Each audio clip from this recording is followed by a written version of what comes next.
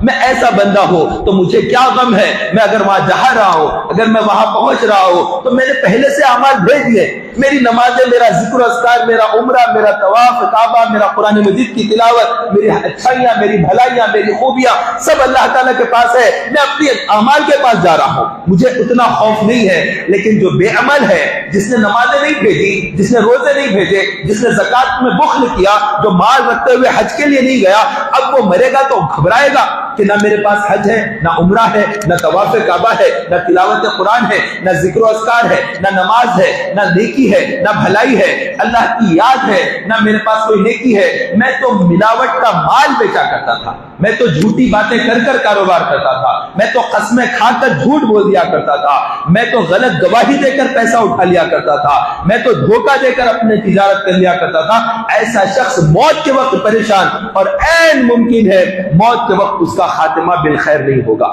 اس کو کلمہ نصیب نہیں ہوگا، موت کے وقت اس شخص کو کلمہ نصیب نہیں ہوگا۔ ایک بزرگ فرماتے ہیں، وہ ان کا یہاں پر ایک آدمی کا انتقال کا وقت آ گیا تو ان کے پیر و مرشد کو بلائے کہ اس انتقال کا وقت ہے، آپ آ جائیے۔ تو وہ آئے اور آ کر انہوں نے کلمے کی تلقین کی، لا الہ الا اللہ، اپنے مرید کے پاس سرانے کھڑے رہ کر پڑھ رہے ہیں، لا الہ الا اللہ، لا الہ الا اللہ۔ یہ طریقہ ہے، جب کسی کا انتقال کا وقت ہوتا ہے تو وہاں پر یہ نہیں کہتے پڑھو کلمہ، وہ تکلیف میں ہے،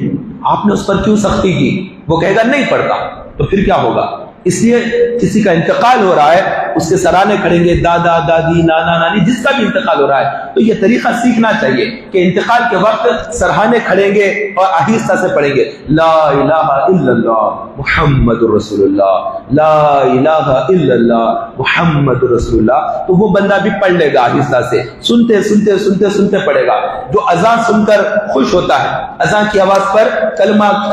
جیسے مؤذن کہے دہراتے دہراتے آتا ہے، اس کے لیے تو بڑا آسان ہوتا ہے، اس کو عادت ہوتی ہے، روزانہ 5 مرتبہ کی پریکٹس ہوتی ہے، جیسے اللہ اکبر اللہ اکبر، وہ بھی اللہ اکبر کہتا ہوا کام کو بند کرتا ہے کہ مجھے اب مسجد جانا ہے۔ پہلے دور میں، پہلی صدی، دوسری صدی اور اسلام کی تیسری صدی، ان 3 صدیوں میں مسلمانوں کا یہ طریقہ رہا کہ جیسے ہی اذان ہوتی وہ اپنا کام چھوڑ دیتے۔ اگر کوئی لوہار ہوتا اور آگ کے پاس لوہے کو تپش کیا ہوا ہوتا ہے اور وہ ہتھوڑا اٹھایا ہوا ہوتا ہے کہ ضرب لگانا ہے، اور جیسے ہی مؤذن کی آواز آتی اللہ اکبر اللہ اکبر، اب وہ ضرب نہیں لگاتا، وہ کہتا کہ اذان ہو چکی، اب میں اس پر ضرب لگاؤں گا تو میرا دنیا بھی کام ہو جائے گا، اب میں کوئی اور کام نہیں کر سکتا۔ وہ بزرگ ایسے ہوئے 3 صدیوں، 300 سال، 300 ایئرس مسلمانوں کا یہ طریقہ تھا شروع کے۔ وہ ضرب نہیں لگاتے تھے، وہ بازو رکھ کے سیدھا مسجد کی طرف چلے جاتے تھے۔ بعد میں پھر وہ کیفیت نہیں رہی، بدلتے بدلتے باقی 11 سال اب جو ہم دیکھ رہے ہیں اس میں وہ کیفیت نہیں رہی کہ اذان ہونے کے بعد اب نیچے مارنے کا کیا ہے، اسی پر مار دو۔ وہاں سے شروعات ہوئی، موچی ہوتا، درزی ہوتا، سوئی ہاتھ میں ہوتی اور ایک طرف میں ڈال دیتے، دوسری طرف میں نہیں کھینچتے تھے کہ نہ اذان ہو چکی ہے، آواز آ گئی اللہ اکبر کی، اب میں اگر کھینچوں گا اس کا مطلب دنیا کے کام میں پڑ گیا، اور رب کا منادی پکار پکار کر کہہ رہا ہے آؤ اللہ بڑا ہے، میں کیسے اس چیز کو چھوڑ دوں؟ وہ کام کو چھوڑ دے گا، وہ